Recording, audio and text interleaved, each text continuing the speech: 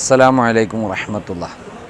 Kozhikode medical college ഹോസ്പിറ്റലിൽ എത്തുന്ന രോഗികൾ അവരുടെ കൂട്ടിരിപ്പുകാരടക്കം വളരെ പ്രയാസപ്പെടുന്ന 1500ഓളം ആളുകൾക്കാണ് വിശുദ്ധമായ റമളാനിൽ ഓരോ ദിവസവും നോമ്പ് തുറക്കും അത്താഴത്തിനുമുള്ള ഭക്ഷണം സഹായി വാദിസലാമിൻ്റെ നേതൃത്വത്തിൽ നൽകി വരുന്നത്.